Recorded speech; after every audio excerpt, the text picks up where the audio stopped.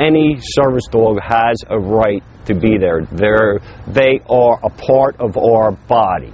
He's my eyes. Sitting there. Did a Bucks County doctor's office really ban a disabled man's guide dog? It's good to have you with us here at 6. I'm Thomas Drayton. As you may know, guide dogs are as important to the blind as eyes are to the seeing. And yet a doctor up in Bucks County would not allow a guide dog and his owner to remain in her waiting room. This happened at the Bridgetown Family Practice run by Dr. Priya Punjabi in Lower Southampton Township. That's in Bucks County. Our Claudia Gomez spent the day up there. She has the story. You know, the first thought here, Claudia, this sounds illegal. Yeah, it definitely is, Thomas. Yeah. The Americans with Disabilities Act says that you have to allow guide dogs to go wherever the public is allowed to go. And that includes doctors' offices and shopping centers, etc. But Dr. Punjabi apparently did not realize that. Good boy, buddy. Joe Chahansky can't see much at all. I have some light perception in my left eye, and I see shadows. I have nothing in my right. And yet he walks Street Road in Bensalem like he's got 20/20 vision. I know the neighborhood backwards and forwards, and now he does. Hero is Chahansky's guide dog, his best friend, and so much more.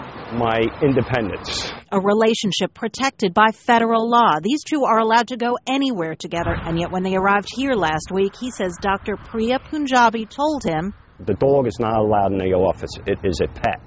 She said, "Is that your husband?" I said, "Yes." She said, "Well, I asked him to leave because no pets are allowed in here." It just floored me.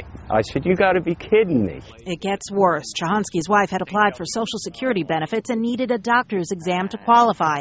But she says when Dr. Punjabi saw Hero in the waiting room, she said, "I refuse to examine you, and I'll call Social Security." So I just got up and left. Hero is no ordinary dog. He spent the first 2 years of his life training for this job, only to be denied access by, of all people, a physician.